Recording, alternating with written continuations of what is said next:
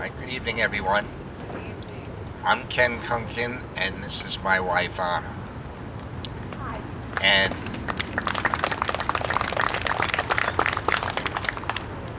for those of you that are familiar with the schools in Oceanside, you'll know that they're schools number 2 through 9. Well, there actually was a school number 1. School number 1 was located right here on the village green. I went to school number 1. I started in kindergarten here in 1955 and was here through 6th grade. This is the location where I learned how to read and write. So it's especially meaningful to me to be able to thank my teachers and let them know that I listened to what they had to say. And I'm proud to be able to read to you part of my book, which is a book about my life. And the book is called I Dream of Things That Never Were, the Ken Kunken story. So I'd like to start by reading to you the introduction. In 1970, I was a fairly typical 20-year-old college student at Cornell University. I worked hard in school and loved sports. I was a member of a fraternity and had a lot of good friends. And like many 20-year-olds, I dreamed of leading a useful, productive, rewarding, and happy life. On the night of October 30th, 1970, a few of my football teammates and I decided to spend the evening at my friend Bob's cabin on the other side of Lake Cayuga in upstate New York. We all went together to the local IGA in College Town to shop for steak, corn, and pie. When we returned to the cabin, the question that should have been asked before we bought all the food was finally verbalized. Who knows how to cook? Since I was the only one who seemed to have any experience, I volunteered. I put the steaks into the oven and turned the knob to broil. I checked on the meat 5 or 6 minutes later, but the oven wasn't even warm. I called in Bob and said, "There's something wrong with the oven. It isn't heating up." Bob asked me if I had lit the pilot light. "What's a pilot light?" I replied. Bob started laughing at me. "Are you sure you know how to cook if you don't even know what a pilot light is?" I had never cooked on a gas stove before. I learned fast when Bob lit a match. The gas that had been building up inside of the stove exploded. Suddenly, there was a bright flash of light coupled with a thunderous boom. I instinctively looked down to see if I was hurt, but there was not a mark on me. Incredibly, I was not injured. I was not burned. I was not even singed. And I remember lying in bed that night thinking how lucky I was. I remember thinking, if I can survive an explosion like that without being injured, I can survive anything. Nothing can happen to me. I must be invincible. The next day, I broke my neck. All my hopes and dreams were suddenly shattered. My very survival was now in question, and I was only 20. So now I'm going to read to you the beginning of chapter 1. It's titled Growing Up.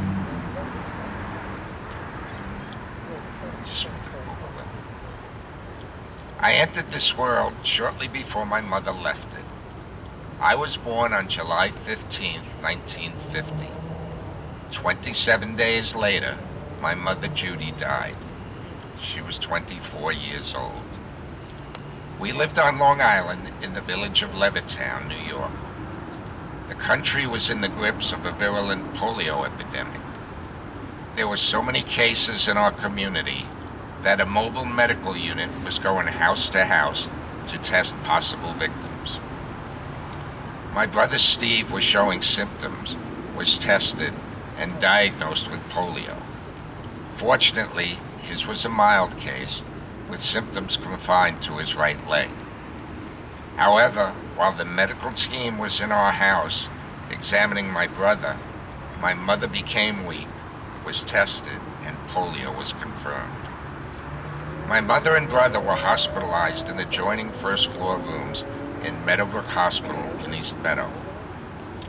My father and my maternal grandparents stayed at the hospital around the clock. When my family was not allowed in their hospital rooms, they would move from window to window, watching the two of them from outside the building. Steve was discharged after 3 days. Unfortunately, my mother's condition deteriorated, and within days, she was breathing only with the aid of an iron lung. My grandmother refused to leave my mother's side. Years later, I remember my grandmother telling me that at one point, she observed a nurse adjusting the controls on the iron lung, after which my mother seemed to be in distress. My grandmother immediately reported this to hospital personnel, who indeed confirmed that the controls were not set properly. After staying at the hospital around the clock for 4 days, my grandmother reluctantly agreed to go home for the night to get some sleep. It was that night that my mother died. For the rest of my grandmother's life, she was racked with guilt that she had not remained at the hospital that night to watch over her oldest daughter. Judith May Kunken was buried on August 11, 1950, the same day that she died, wearing the gown in which she was married just 3 years before. In all, 10 people on our block on Morning Glory Road were diagnosed with the disease. My mother was the only fatality.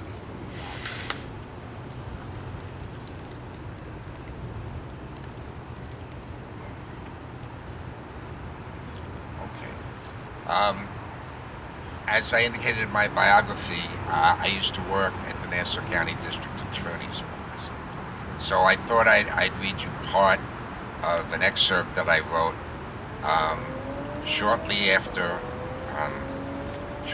I had convicted a defendant of a serious felony. And this is an excerpt of what I wrote.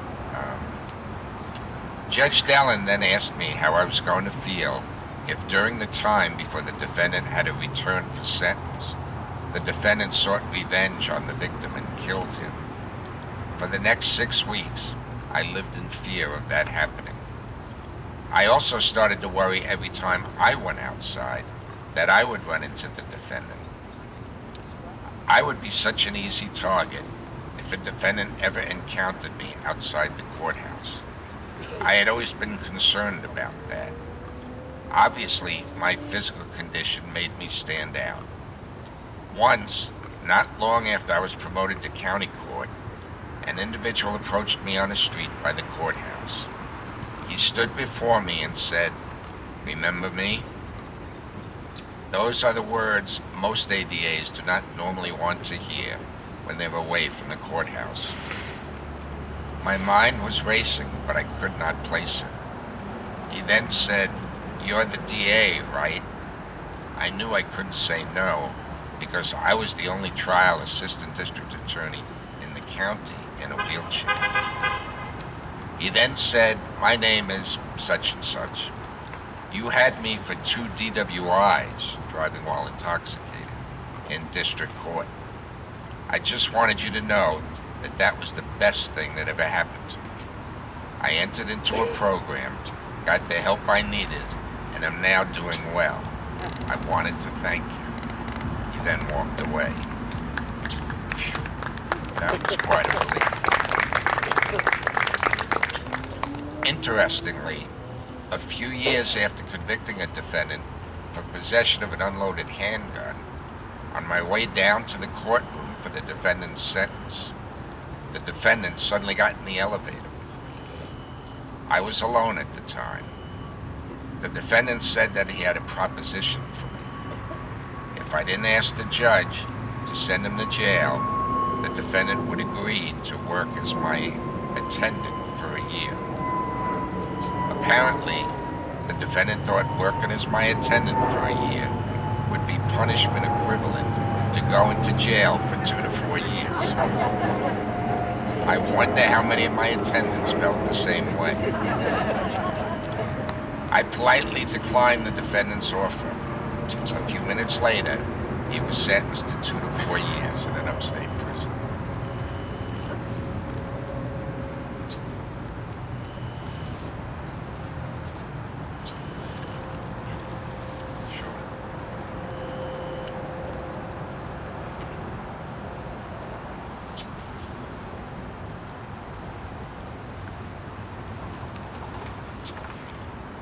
All right, I'm just going to read an excerpt further in my book concerning when Anna and I were engaged. In January 2003, Anna and I traveled to Florida to attend my friend Dave Poldy's wedding. We visited with my father in Orlando and spent some time in Key West. While in Orlando, my father showed me my mother Judy's wedding ring. It was a beautiful platinum ring with a rectangular design on the outside and the inscription inside, LYK to JMG, June 29, 1947. LYK were my father's initials, Leonard Yale Kunken, and JMG were my mother's, Judith May Goldblatt. My father suggested I give my mother's wedding ring to Anna as her wedding ring. I was very moved by his gesture. I was surprised that my father had kept that ring for more than 50 years. I had never seen it before. I hadn't known that he still had it. Only now did he decide to part with it. Anna felt especially honored to be able to wear my mother's ring. We later had a jeweler squeeze in the additional inscriptions, KJK to AB, June 14, 2003, inside the band. Staying in Key West with Anna was like an early honeymoon.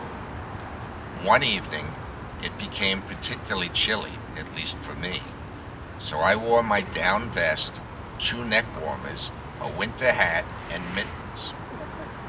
I was without a doubt the only person in the Keys dressed that way. Anna and I dined outside at a nice casual restaurant. I must have looked very strange and out of place, all bundled up, surrounded by tropical flowers. Anna sat beside me, feeding me a delicious seafood dinner. A man sitting at a neighboring table watched us the entire time. We tried not to pay much attention to him. When he finished his meal and paid his check, he came over to us, smiled, and said, "This must be what unconditional love looks like." I guess it was hard for anyone to comprehend how a beautiful woman such as Anna could love somebody in my condition. He could tell by the way Anna fed me and by the way we looked at each other. Only unconditional love could account for it. Our second Florida trip together was very different than our first one 3 years earlier had been. The biggest difference was the change in our relationship. There was absolutely no tension. Anna trusted me, and I trusted her. There was a certain magic, a certain chemistry between us. It seemed like a match made in heaven. The man who made the comment in Key West saw that as well.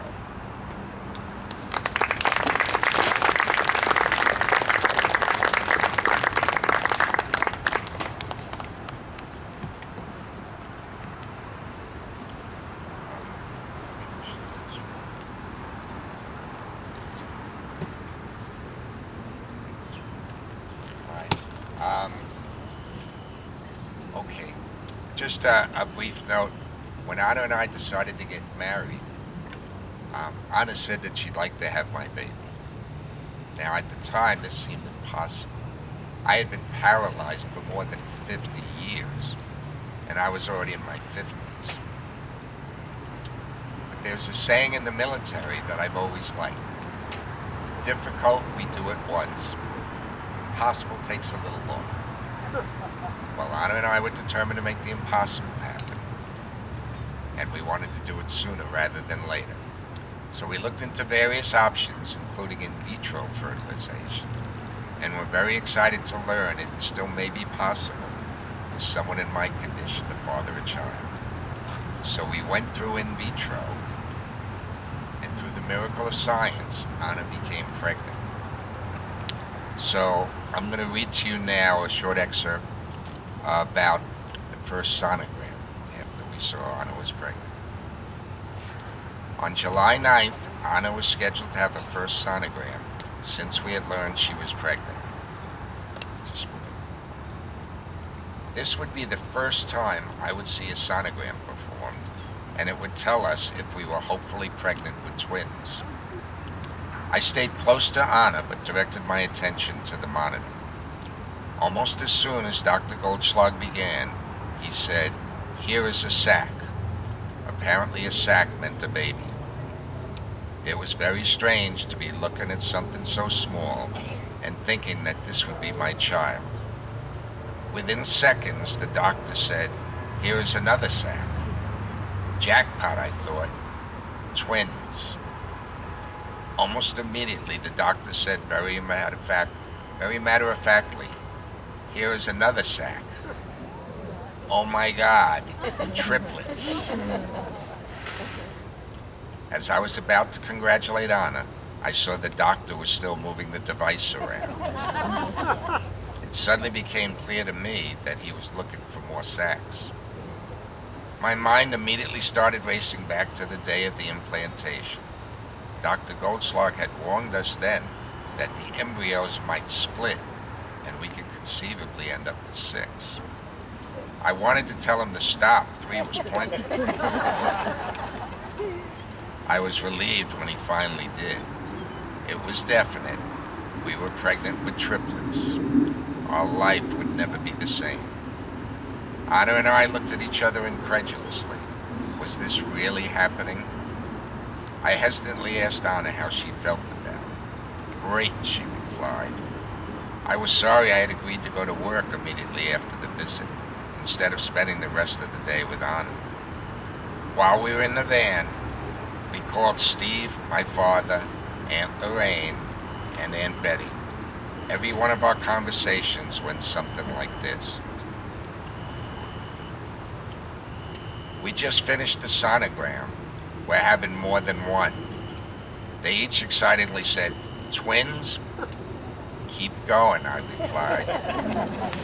There was dead silence, followed by, "What do you mean?" "Triplets," I exclaimed. Everyone was speechless. My father immediately started raising concerns and questions about the pregnancy and how we were going to manage. I was not surprised, although I had been hoping for a more positive reaction. Quite frankly, I hadn't the faintest idea how we were going to manage. I couldn't picture what it would be like to have triplets. I had never even seen triplets before. I just want to let you know, I was also pregnant in the delivery room. Well, I know, I was also present. I felt pregnant. I had sympathy pains, cramps.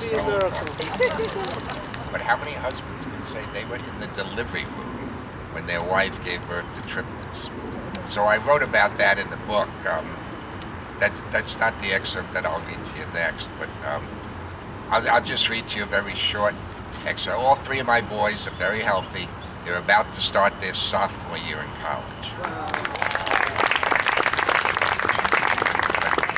When they were born, as triplets always are, they're born prematurely. All my boys are fine. And initially they spent 3 to 4 weeks in the NICU, the Neonatal Intensive Care Unit.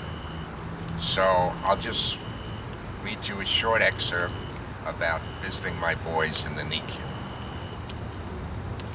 Timmy now seemed to have his eyes open every time I was in his room, as if he had been waiting for me, so I tended to spend more time beside his incubator. There was a big difference between just watching a sleeping baby versus watching a baby who was looking straight at me intently. The nurses said that Timmy would benefit from close contact with his parents. Cuddling with daddy therapy was recommended. During one of my evening visits, Anna unbuttoned my shirt, pulled up my t-shirt, and put a diapered but otherwise naked Timmy against my chest. He snuggled there for a while, with Anna holding Timmy close to my skin. It was incredible to feel his small hands touching me. It was wonderfully strange to feel him moving against me. One day, a NICU nurse who didn't know me very well thought it would be great if I held Timmy by myself. I was apprehensive, but figured the nurse knew what he was doing. He assured me he would remain close by. He then put Timmy bundled in a blanket in the crook of my left arm. Timmy was very small, but still weighed more than 3 pounds. My left arm had gotten stronger over the years, but supporting Timmy's weight for more than a few seconds was a huge effort for me. I didn't even have my lap board on to rest my arm on. As soon as the nurse put Timmy in my left arm, I knew it had not been a good idea. I was scared to death that my arm would fatigue and I would drop him. Within a few seconds, I told the nurse to take Timmy away. I didn't want the nurse to think I didn't want to hold my son. I would have given anything to be able to do that for hours, but I knew my limitations. I recognized that my role as a father would be limited physically. I would never be able to pick the boys up when they cried, or change their diapers, or give them a bottle. I would have to find different ways to be helpful. My role was to be exclusively that of provider, and I worried I wouldn't even be able to do that adequately. As soon as we had found out we were expecting triplets, I couldn't stop thinking about the expenses it would involve. During many long sleepless nights, I tried to come up with different ways to pay for the help Anna would need. I thought about every possible way to use my financial resources to the best advantage. No matter which way I approached the problem, though, I still seemed to fall short. Anna pointed out that my role of provider was very similar to the role my father had assumed after my accident. He never really provided me with any physical help. Instead, he focused on making sure money was there to pay for the help I needed. I desperately wanted to care for my sons, but I obviously could not do so physically. I started to better appreciate my father's concerns about finances. I also started to realize how awful my father must have felt back in 1970 when he received that first phone call about my injury. My 3 sons were only a few weeks old, but already I could not imagine my life without them. I didn't like even the thought that they may be in any pain or discomfort. We brought Timmy home on Saturday, February 19th, and Joey the next morning. Betty had to return to New Jersey the day Joey arrived at our condo. Fortunately, Anna arranged to have Sue, a baby nurse, stay with us for the next 9 days. How are we going to survive after that? So, I did. Thank you. I'll just say one quick thing about the title of my book. While I was still a patient in the hospital, I had the opportunity to testify before a United States Senate Health Subcommittee chaired by Senator Edward Kennedy. And 8 days after my testimony, Senator Kennedy sent me a glass paperweight in the mail that had an inscription on it that the senator said his late brother, Robert Kennedy, liked very much. And the inscription was a quotation originally attributed to George Bernard Shaw.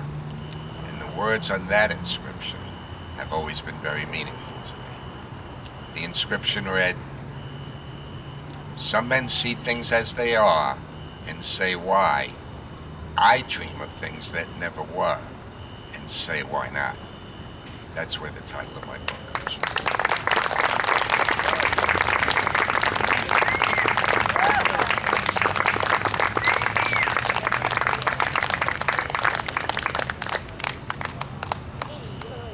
Ken Kunken.